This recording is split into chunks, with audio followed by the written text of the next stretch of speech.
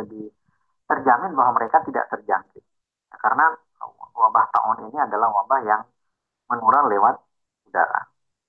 Nah, Amr bin As melakukan pendekatan itu, barulah kemudian 4 tahun setelah itu wabah ini akhirnya bisa bisa di apa namanya bisa ditangani dengan baik pada masa itu. Jadi kalau kita lihat pendekatan sahabat itu ada cara Amr bin As, ada cara Abu Ubaidah. Kalau cara Abu Ubaidah ya apa adanya, terima apa adanya. Tapi kalau Amr bin As tidak, dia langsung membagi. Ya. Kalau mungkin kalau kita sekarang Amr bin As ini melakukan apa yang kemudian disebut dengan karantina wilayah. Pokoknya yang tidak terjangkit diisolasi supaya dia tidak berinteraksi dengan penduduk atau komunitas yang terjangkit. Nah, saya kira ini barangkali pemirsa dan para peserta kajian yang berbahagia. Nah, sebelum kita mengakhiri pengantar, saya ingin mengutip salah satu hadis Nabi ya. Hadis Nabi yang menyebutkan tentang Madinah dan Makkah itu bebas dari wabah. Ini juga menunjukkan bahwa sebenarnya kalau secara Qur'ani Allah Subhanahu wa taala sudah menyatakan bahwa musibah, penderitaan dan kerugian baik karena wabah maupun karena bencana alam bisa didekati dengan bisa dijelaskan dengan pendekatan akidah dan pendekatan empiris atau pendekatan ilmiah, maka pemahaman ke bawahnya, karena hadis ini kan menjelaskan merupakan penjelasan rinci dari Al-Quran. Misalnya hadis dari sabda Nabi dari yang diriwayatkan oleh Imam Bukhari dan Imam Muslim. Dari Abu Hurairah disebutkan Rasulullah diriwayatkan pernah bersabda bahwa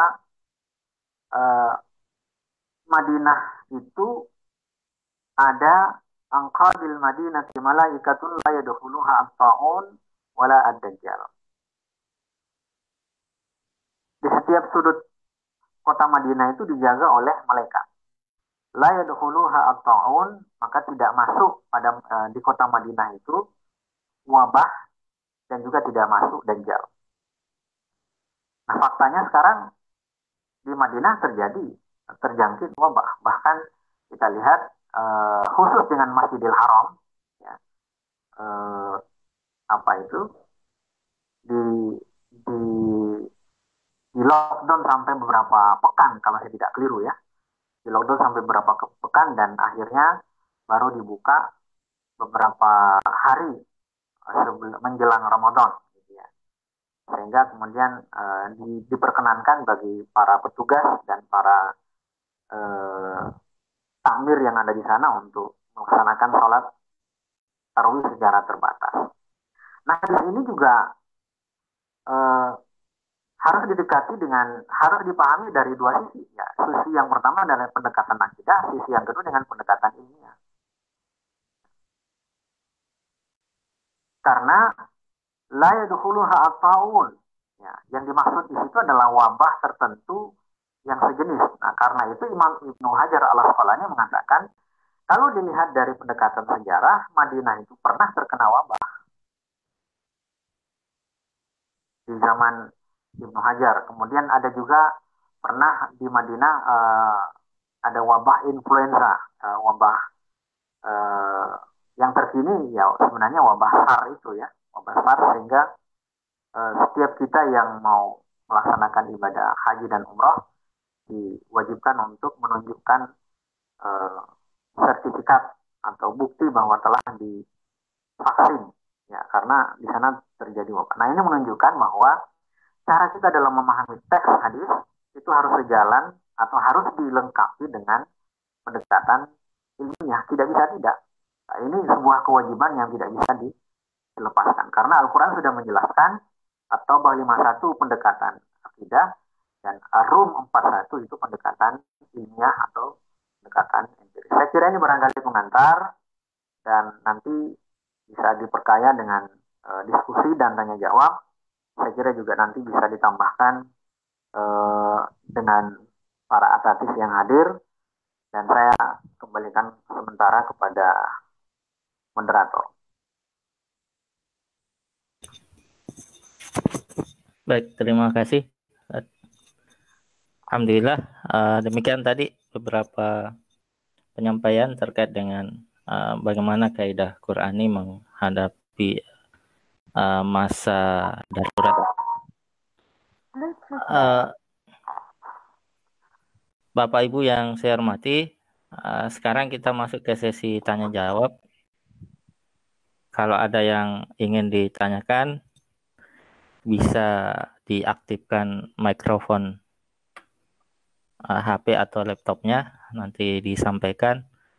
Atau bisa juga kalau ada karena saya lihat ada bergabung juga Ustadz Afif, ada Ustadz Huda juga. Kalau ada yang mau ditambahkan, kami persilahkan.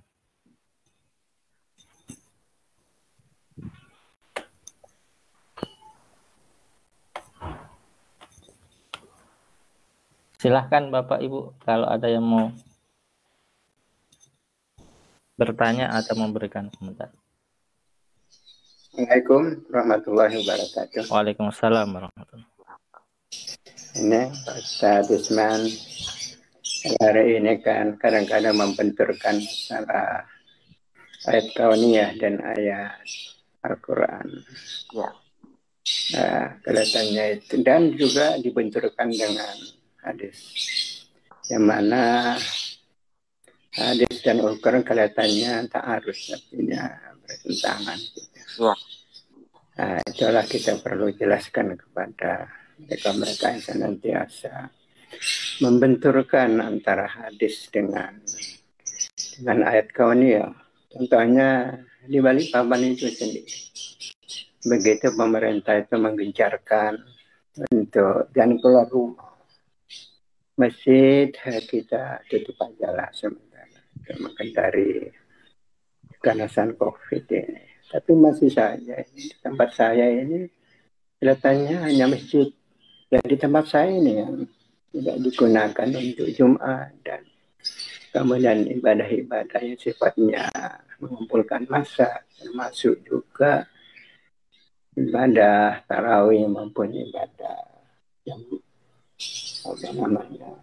maktubah secara berjamaah. Dan kemarin saya sempat ngobrol dengan teman-teman yang lain. Wah, itu diserahkan aja kepada Allah. Begitu. Kelihatannya melihat itu dibenturkan antara hadis dengan kenyataan hidup atau ayat kauniyah, atau dibenturkan antara Al-Quran dengan ayat-ayat kauniyah yang terjadi di Balikpapan. Jadi nggak heran apabila Balikpapan itu tiap hari bertambah sampai sekarang mendekati 32 ya, 30, dan ini saya kira terus berlanjut kalau demikian adanya.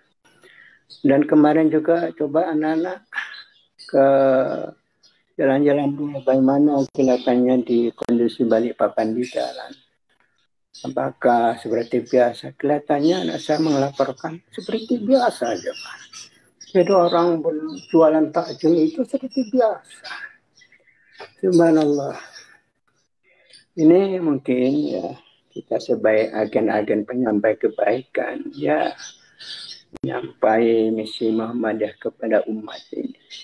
Inilah umat kita mesti membenturkan antara satu ayat satu dan ayat yang lain. Mohon dijelaskan tentang apa metodologi kita untuk mengatasi masalah ta'arud ini. Terima kasih kami sampaikan. Assalamualaikum warahmatullahi wabarakatuh. Waalaikumsalam. Langsung ditanggapin ya. Baik, terima kasih Ustaz Afif. Saya kira beliau menggugah kita sebenarnya untuk tidak memilah dan juga mendekati dan memahami Al-Quran secara parsial. Kalau di Muhammadiyah sebenarnya sudah lama kita mulai. Kita misalnya ambil contoh dalam sejarah ketika Dahlan meluruskan kiblat, itu kan pendekatan geografi. Ya. Nah sebenarnya apa yang dikemukakan Dahlan koreksi menggunakan geografi itu ditentang oleh ulama-ulama ulama-ulama klasik ya, terutama di daerah Kauman. Jadi memahami wijhatul qiblah dengan ainul qiblah. Jadi perdebatannya kan di situ. Wijha itu apakah titik atau arah? Pokoknya searah gitu ya. Pokoknya kalau lurus dalam pemahaman penglihatan dengan titik dalam pemahaman kutub atau titik dalam pemahaman koordinat yang sekarang kemudian kita kenal dengan GPS. Dalam sejak tahun 19 tahun abad ke apa awal-awal Muhammadiyah berdiri itu sudah menggunakan pendekatan burhan atau pendekatan ayat-ayat kauniyah seperti yang dibahasakan saat. Kemudian muncul lagi pendekatan astronomi dalam menentukan hilal, ya, yang sampai sekarang juga terus jadi kontroversi. Ya. Jadi astronomi kan ayat kauniyah, sifat ilmunya itu kepastian, pasti. Tetapi bagi sebagian kalangan tentu ini masih proses. Nah, apa yang terjadi di kita ini tentu karena kita sudah lama meninggalkan sains dalam memahami agama. Ya, sejak sepeninggal Imam Ar-Razi, ya kemudian ada Ibnu Khaldun dengan pendekatan sosiologinya, pendekatan kebudayaannya, ada Ibnu Rus dengan pendekatan dengan pendekatan tarifnya, ya. Itu semua tokoh-tokoh yang berhasil kemudian menjelaskan agama serta fenomena-fenomena agama dengan mengintegrasikan antara ayat-ayat kauniyah dengan ayat-ayat kauliyah. Ya, baik kauliyah yang ada di Quran maupun penjelasan-penjelasan norma-norma agama atau norma syariat yang ada di dalam Rasulullah SAW. Nah, kemudian metodenya apa? Kalau kita lihat memang Dahlan ini ketika melakukan dialog dengan para pemuka agama yang ada di Kauman dan sekitarnya, beliau kan pada akhirnya kemudian dinyatakan kalah gitu atau tidak bisa menjelaskan karena sumber yang digunakan adalah sumber yang tidak otentik dari surat al-Islami, tidak otentik dari peradaban Islam. Karena peta yang digunakan adalah peta yang berasal dari kantor government, kantor dari pemerintahan Hindia Belanda. Jadi dianggap segala sesuatu yang berkaitan dengan Belanda berarti buatan kafir. Karena buatan kafir maka tidak diperkenankan metodenya untuk sumber itu tidak diperkenankan untuk menjadi sumber dan bahan untuk mendekati untuk mengukur arah dan meluruskan arah kiblat. Ya. Dan saya kira akibat itu kan akhirnya Kiai Dahlan menanggung akibat sosial, musallahnya dibakar, kemudian Kiai Dahlan akhirnya sebagai manusia biasa ya dia ngambek gitu ya, ngambek kemudian konon kabarnya di dalam beberapa kisah diriwayatkan beliau ingin pindah ke Semarang, kalau saya tidak salah begitu ceritanya. Nah, sehingga memang problem ini sebenarnya lebih karena kalau kita lihat masyarakat kita ini mengenal agama tidak secara sistem. Ya. Misalnya mohon maaf ini ya, bagi kalangan warga Muhammadiyah banyak yang saya lihat sangat menggandrungi kajian-kajian tentang akhir zaman. Ya. Menerjemahkan fenomena benda angkasa yang katanya akan bertemu atau yang akan terjadi pada tanggal 15 Mei ya. Saya sebut saja lah misalnya kajian-kajian Ustadz Zulkifli sama Ustadz siapa itu yang satu yang dari Bandung itu. Saya lupa namanya. Nah, saya lihat banyak sekali terutama yang tidak menggunakan kesempatan untuk mengkaji secara sistem gitu. Sehingga kemudian terjadi pemilahan. Nah, memang kalau kita lihat di dalam kajian atau di dalam kenyataan sehari-hari, ya ini fenomena manusia modern yang mencoba mencari penjelasan agama secara instan. Sehingga akhirnya terjadi seperti ini. Nah, terlepas dari itu semua, kita lihat juga sebenarnya warisan sejarah yang ada pada kelompok-kelompok tertentu. Ya, kita ambil contoh misalnya Ijtima Gua. Kebetulan saya ketika itu kan ada kedukaan dan kembali dari Makassar itu sama sekali tidak ada yang pakai masker, coba. Ya, jadi saya pakai masker, saya belum yang lainnya tidak ada sama sekali yang pakai masker karena kan Ijtima Gua dibubarkan, kemudian mereka pulang, saya satu pesawat dengan mereka. Jadi waktu itu saya lapor ke bandara, saya bilang, Bapak tidak boleh keluar kemana-mana. Gitu. Tapi mereka keluar kemana-mana gitu. Nah, jadi memang warisan-warisan dari kelompok tertentu itu kita bisa lihat sebenarnya, oh bahwa ternyata mereka memang kelompok ini suka tidak suka kita harus menyimpulkan bahwa memang mereka membenturkan antara ayat Qur'ani dan ayat-ayat kauniyah sehingga sangat disayangkan. Sekali lagi saya secara pribadi melihat sangat disayangkan jika ada warga yang juga yang berpemahaman seperti itu, seperti kelompok-kelompok yang ada di sana. Harusnya kan menjadi sebuah ukuran bahwa eh, kalau kita lihat hadis Nabi yang pertama, idza sami'tum bi baladin idza sami'tum al-waba bi baladin fala tuqaddimu. Jadi langkah preventif pertama adalah memang menghindari, bukan malah menggunakan kalimat takdir dengan pendekatan akidah tanpa melihat surah Ar-Rum ayat 41 tadi. Ya, pendekatan ilmiah dan pendekatan empiris. Sejarah panjang Muhammadiyah saya kira cukup panjang untuk menjelaskan bahwa kita memang sudah terdidik untuk terbiasa dibully karena menggunakan pendekatan ilmiah dan tidak ingin membenturkan ayat-ayat Qur'an dengan ayat-ayat kauniyah seperti kita menetapkan hisab, menggunakan ilmu astronomi, mengkoneksikannya dengan hadis Nabi, dan kemudian juga beberapa panduan tarjih sekarang kan sudah banyak lebih lebih mengarah kepada metode maslahat, ya. Bukan lagi kepada metode eh, yang apa namanya semata-mata pahala dan dosa. Coba kita lihat misalnya fikih kebencanaan, kemudian fikih air itu kalau kita lihat tarjih lebih ke maslahat oriented, bukan lagi kepada oh ini pahala ini dosa. Saya kira itu barangkali sebagai tambahan.